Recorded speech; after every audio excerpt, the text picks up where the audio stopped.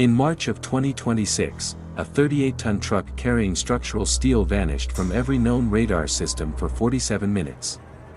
Not from one radar. From all of them. The driver was a long-haul trucker from Nevada. We will call him JD. He was awake. He was sober. He was recording a voice memo for his wife when the recording ended mid-sentence. The last sound on that memo was not a crash. It was not a scream. It was the sound of a human being counting backwards from 10 in a language that does not exist. When the truck reappeared, it was 150 miles south. JD was still behind the wheel. His right hand had 4 broken fingers. His eyes were open. And the GPS showed a set of coordinates that point to a location that, according to the United States Geological Survey, does not physically exist. This is not a ghost story. This is a data recovery report. And the FBI refused to investigate it. U.S. Route 50 through rural Nevada. Truckers call it the loneliest road in America. 3 in the morning. No towns. No streetlights. No cell service for 90 miles. Just asphalt, sagebrush, and silence. JD had driven this route 200 times. He knew the coyotes. He knew the reflection off the rest stop signs. He knew exactly what the sky should look like. That night, he saw something low on the horizon. Too low for a plane. Too bright for a satellite. He pointed his phone camera toward it. The video lasts 6 seconds. In frame, you can see his dashboard clock reading 3:14 a.m. Then the time glitches and resets to 12 o'clock. Then it glitches again and reads 3:14 a.m. second time. The video ends. When the truck's black box was recovered, analysts found something strange.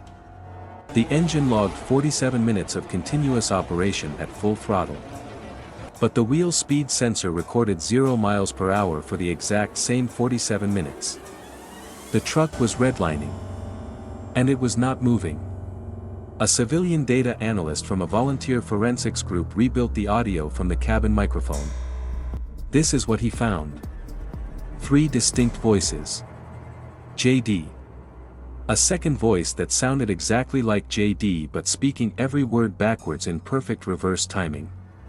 And a third voice. Spectral analysis placed this voice somewhere inside the driver's side of the chest cavity. Under the ribs. Speaking from inside the man who was still breathing. You have heard of the missing 411 cases. People vanishing in national parks without a sound. No footprints. No struggle. Just silence. This is the opposite. This is too much sound. The third voice did not speak English. It did not speak any language with consistent syntax. A linguist whose name has been withheld for safety reviewed the recording for 11 hours. His conclusion was one sentence. The third voice is not trying to communicate. It is trying to copy the structure of a human being from the inside out. The voice made no demands. No threats. Just repeated a 3-syllable sequence that the linguist described as the sound a newborn makes when it sees light for the first time. Not curiosity. Not fear. Observation. JD does not remember the 47 minutes. He remembers pulling over to check a loose strap on his load.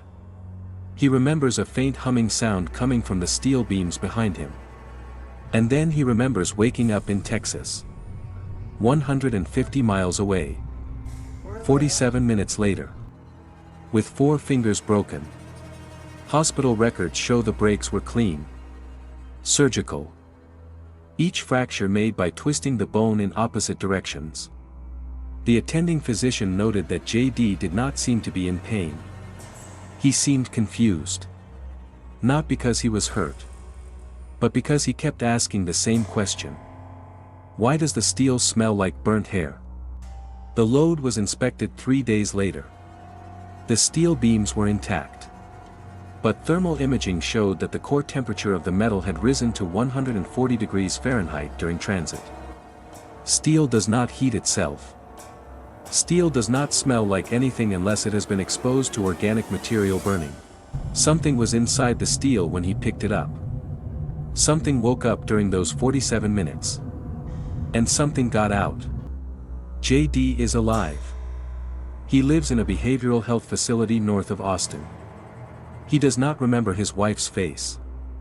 He does not remember how to drive.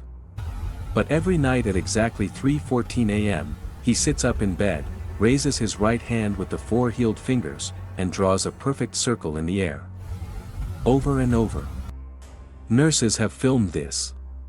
The circle is always the same size. The motion is always the same speed. It takes exactly 4 seconds to complete one rotation. When asked why he does this, JD smiles and says the same sentence every time. The wheel is not for turning. The wheel is for remembering. In May of 2026, a user on an online forum posted what appeared to be a leaked internal memo from the Department of Transportation. The document was labeled Code 07. The file name was Skyline Station. Most of the text was blacked out. But one line remained visible at the bottom of the page. The object is not hostile. The object is learning. All drivers who have transported unmarked cargo through the loneliest road between 2 a.m. and 4 a.m. should be interviewed. Do not let them touch a steering wheel again. The document was dated 3 weeks before JD's incident. The user who posted it deleted their account 6 hours later. You drive at night. You check your mirrors. You look at the horizon. But you never check what is riding with the cargo. You never check the temperature of the metal behind your head. And you never ask yourself why your GPS sometimes shows you crossing a road that does not exist. JD's truck is still on the road. New driver. Same route. Same load. And last week, someone posted a dashcam video from the loneliest road. The video shows a man standing on the shoulder. No car. No lights. Just a man in a trucker's jacket waving for help. The dashcam timestamp reads 3:14 a.m. And the man has no reflection in the headlights. Subscribe. Hear the echoes.